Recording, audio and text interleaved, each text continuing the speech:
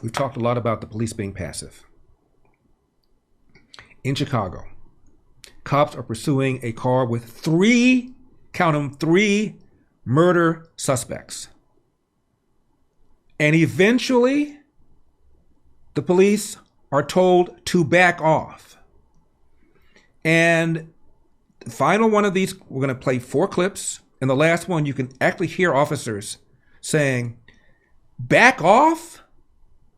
Aren't these murder suspects?" And one cop says, "This department is a joke." Sam.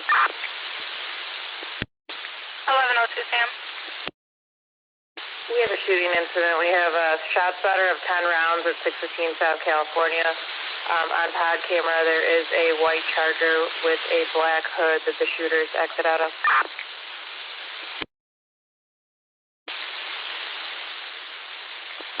10-4-1102 Sam.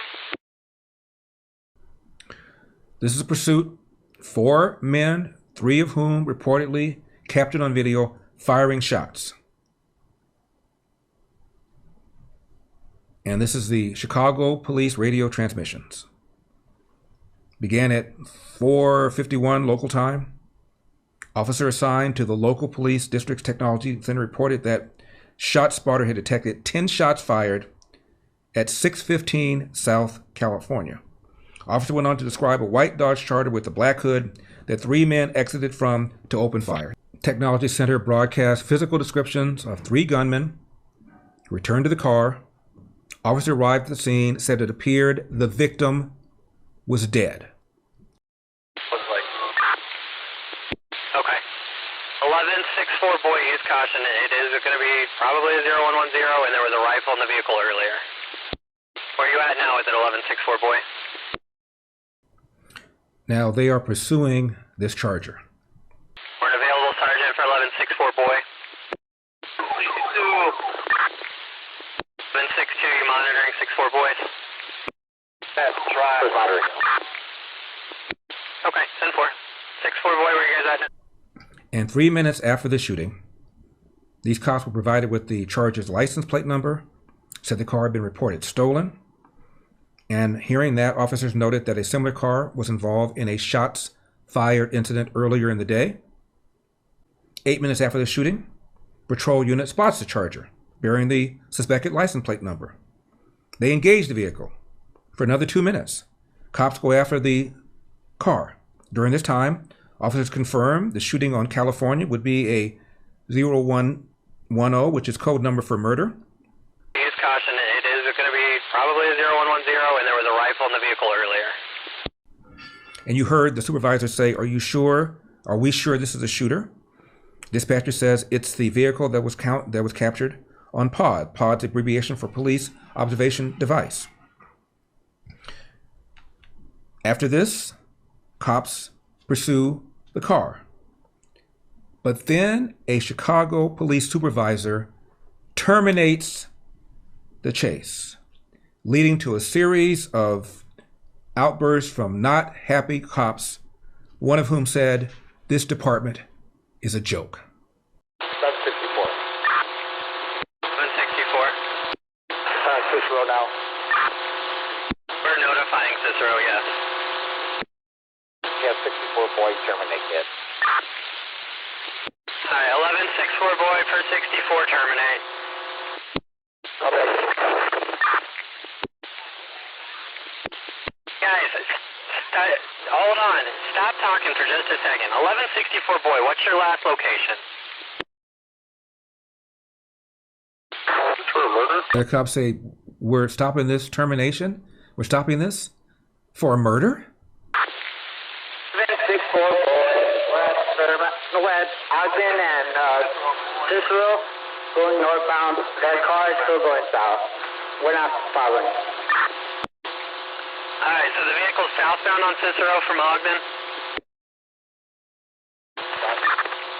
Alright, so 1164 boy, drop anchor at Cicero and Ogden. 1164, did you copy? Copy. 99 on the way. 10-4. That's a joke. You hear that? This is a joke.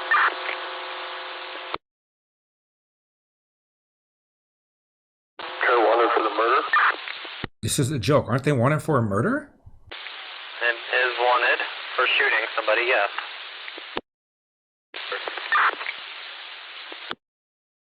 Yikes.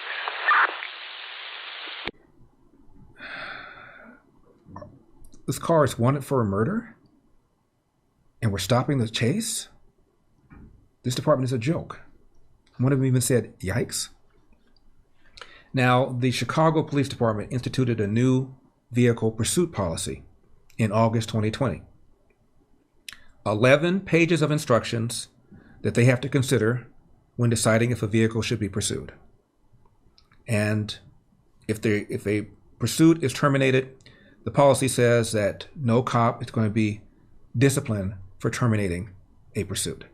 So I guess it's better to err on the side of not going after bad guys than going after bad guys and running afoul of this 11-page policy.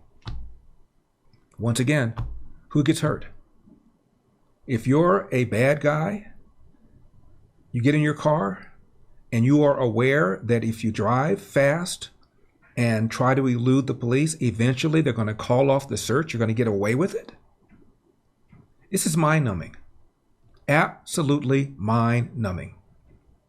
This is why in departments all around the country, morale has never been so low, why they're having recruitment problems, why they're having retention problems, why people are retiring early, why people are transferring to other departments.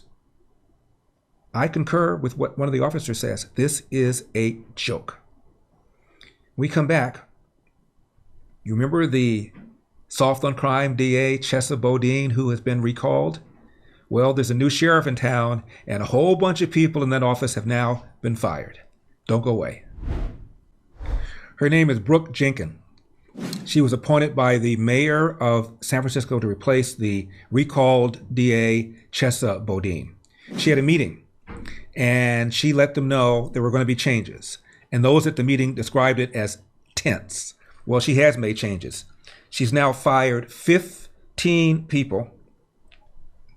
And what she said in a statement, I'm quoting, "Today, I made difficult but important changes to my management team and staff that will be helping to advance my vision to restore a sense of safety in San Francisco by holding serious and repeat offenders accountable and implementing smart criminal justice reforms," end of quote. She also said that my management team will include the addition of 3 women of color, got to have diversity, with decades of prosecutorial experience at the highest levels, will help our office deliver on that promise.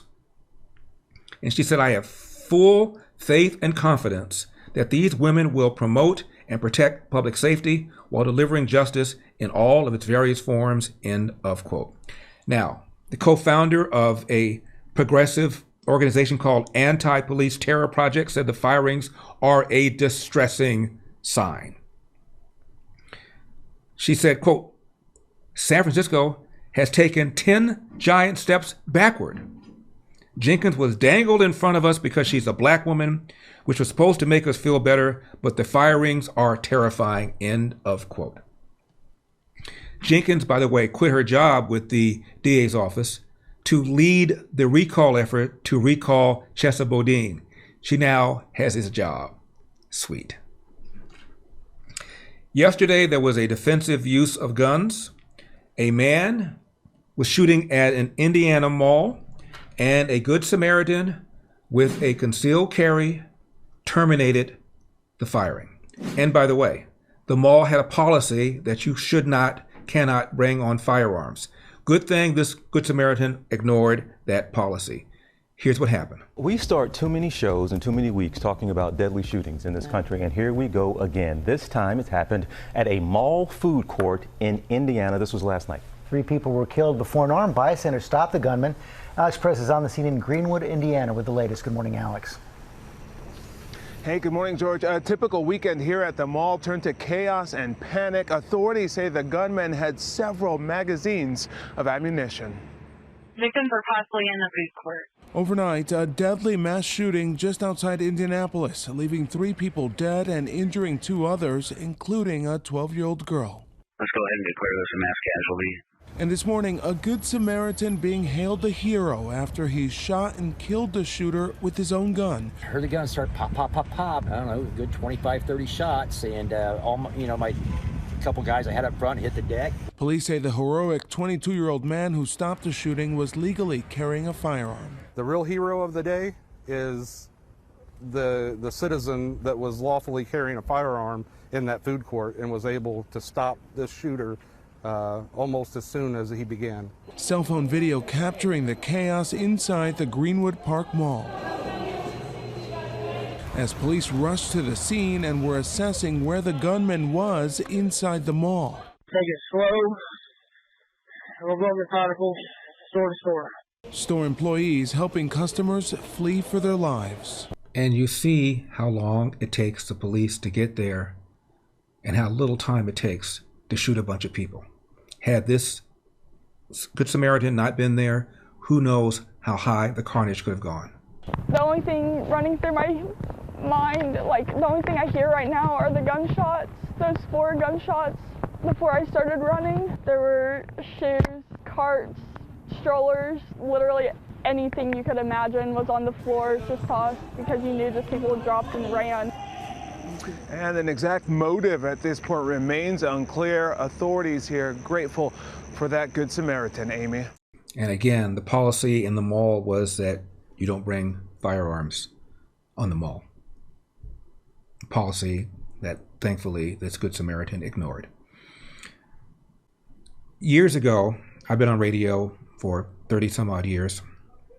Years ago, I did a show, and I asked people to call in and tell me how often they believe that Americans use guns for defensive purposes. And people said things like 5, 10, 25, 50. I got a letter after I did the show from a man who described himself as a mechanical engineer. The reason I mentioned his job is because mechanical engineers are people that reason, put facts together, logical thinkers. And on the show, I pointed out that there are surveys showing as many as 2 million Americans every year use guns to defend themselves. On the low end, there's at least 1 defensive use of gun for every illegal use of guns. On the low end. The letter said, "Dear Mr. Elder, I consider myself to be well informed. I'm an engineer. I was having dinner with another one of my friends who's also an engineer, and I asked him the same question you asked today. How often do Americans use guns to defend themselves? He said 50. And when I told him that as many as 2 million, some surveys have 1.5 million, some surveys show on the low end there's at least 1 defensive use of guns for every illegal use of guns, he was shocked. I'll tell you why.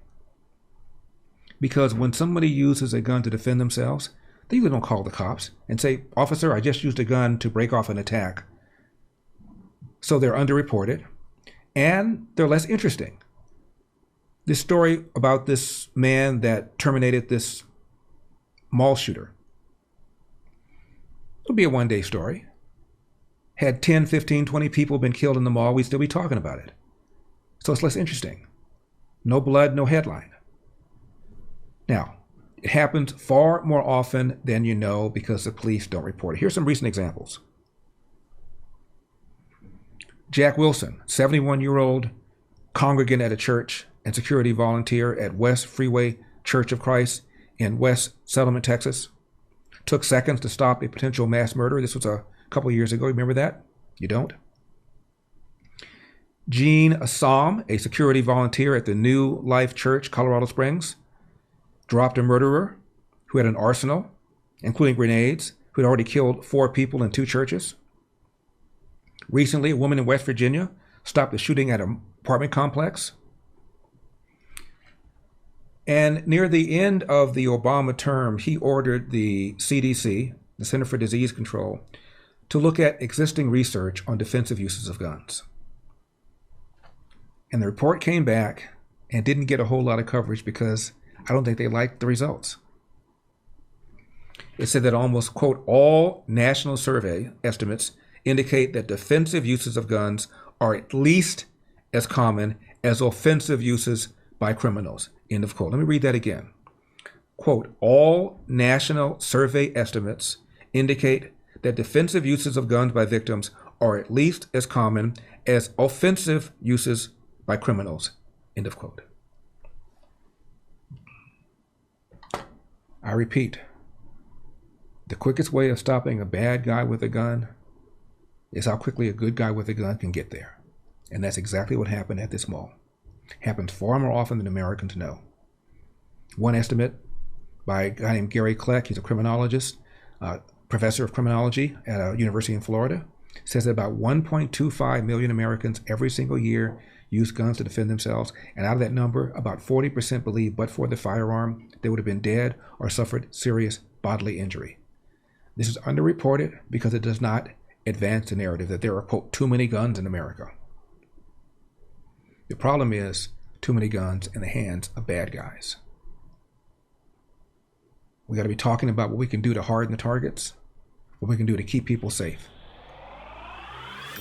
Hope you enjoyed that video. The full show is available to watch right now on Epoch TV. Just click the link in the description below to learn more, because we've got a country to save.